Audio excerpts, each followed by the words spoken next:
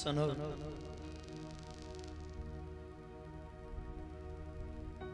एक बहेलिया था। बहुत बहुत सुंदर बात बोलता हूं मेरे भाई बहन। वो बहेलिया एक वृक्ष पर बैठा था, शिकार करने गया था। उसने शिकार के लिए धनुष पर बाण चढ़ाया और बाण जैसे ही आगे छोड़ रहा है तो उसे क्या नजर आया कि नीचे एक अजगर बैठा है। बहुत बहुत अच्छी बात बताता हूं, गौर से सुनना। वो बहेलिया कप गया, उसके हाथ से बहन भाइयों बाण नहीं छूटा, वो कपने लगा। अरे ये अजगर तो मुझको खा लेगा। और जब बहेलिया ने बगल में देखा तो एक शेर भी बैठा है। अब तो बहेलिया बहुत घबराया। अगर ये अजगर मुझको छोड़ देगा तो शेर तो खा ही लेगा। आदमी अगर किसी वृक्ष पर बैठा हो और नीचे कोई हिंसक पशु आ जाए, जानवर आ जाए, तो क्या करता है? वो ये देखता है कि मेरी डाली कितनी मजबूत है। जब उसने डाली को देखा तो उस डाली को दो चूहे काट रहे हैं, एक काला चूहा, एक सफेद चूहा। उस डाली को कुतर रहे हैं। अब तो बहेलिया घबरा गया, डाली कट जाएगी, हम गिर जाएंगे और नीचे अजगर निगल लेगा, और अजगर से बच गए तो ये शेर तो फाड़ी देगा। डर गया वो बहेलिया, और साहब डर के मारे उसने ऊपर देखा तो क्या देखा कि ऊपर एक मधुमक्खी का छत्ता है। ले बहुत अच्छी बात, गौर से सुनना। वो बड़ी वाली मधुमक्खी खा ले तो बहन भाइयों मैया याद आ जाए। अब तो बहेलिया घबराया कि मैं क्या करूं, नीचे जाऊंगा तो ये दोनों, ऊपर जाऊंगा तो मधुमक्खी।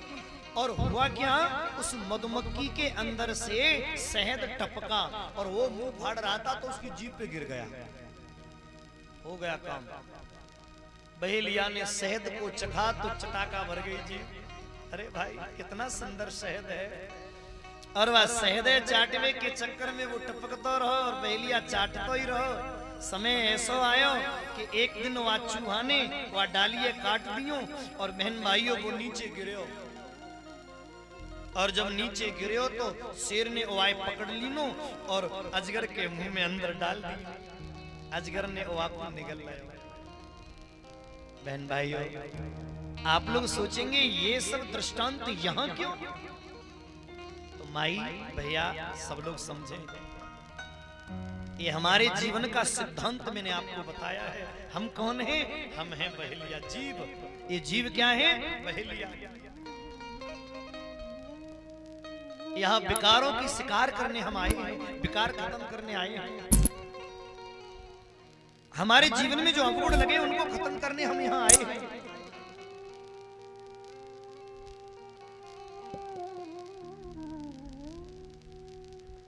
जिस जीवन रूपी डाली पर हम खड़े हैं, संसार रूपी पेड़ की जिस जीवन रूपी डाली पर हम खड़े हैं बहन भाइयों, समझना मेरी बात। संसार रूपी वृक्ष की जिस जीवन रूपी डाली पर हम खड़े हैं, उस डाली को दो चूहे काट रहे हैं। जब हमने नीचे देखा कि अजगर मुंह फाड़ कर खड़ा है, वो अजगर क्या है? काल व्याल मुख ग्रास त्रास निर्णास हेतवे, ये काल ही अजगर है।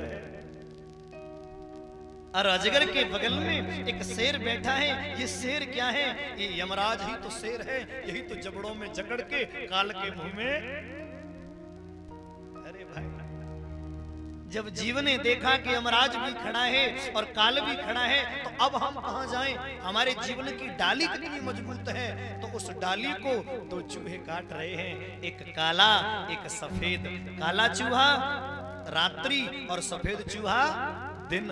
ये दिन और रात हमारे जीवन को कुतर रहे हैं।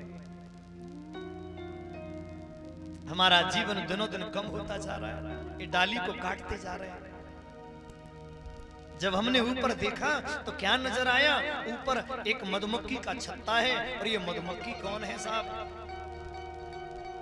नाती, बेटा, बेटी, दादी, दादा, पत्नी, बहन, बुआ, भतीजा, भांजा, ये जितने हमारे रिश्तेदार, जितने संबंधी, घर परिवार, ये सब मधुमक्खी का छत्ता है। और जामे ते मोह को शहद टपक रहे हैं। उनके मोह में फंस गए व्यक्ति सज्जनों काल को भी भूल जाता है और उन चूहों को भी भूल जाता है और यमराज को भी भूल जाता है।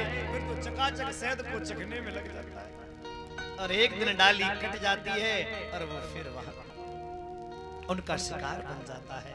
मेरे भाई बहन, मैं प्रार्थना करूंगा, एक बात गौर से सुनना। हम जानते हैं कि हमें दुनिया से जाना है, मौत है तो आएगी, लेकिन प्यारे हमें उस मोह में न फंस गए, वहां परमात्मा का चिंतन करना है, मौत को सुधार लेना है, मौत को संभाल लेना है। हाँ? अन्यथा एक दिन यमराज पकड़ के जरूर काल के मुंह में देगा। 184 खत्म हुई ना, बीत कल्प युग 4 गए, नाकम दम आ गई हमारे, मरते मरते हार गए। इससे अगर दूर जाना है तो चिंतन परमात्मा का करना है, चिंता नहीं करनी, हमें चिंतन करना है। और जितना चिंतन जीवन में बढ़ेगा उतना भगवान की तरफ हम बढ़ेंगे। चिंता से नहीं, चिंतन से प्रभु मिलेगा। कल हमारी कथा चल रही थी, मैं आपको बिल्कुल कथा से जोड़ूं। धुंधकारी,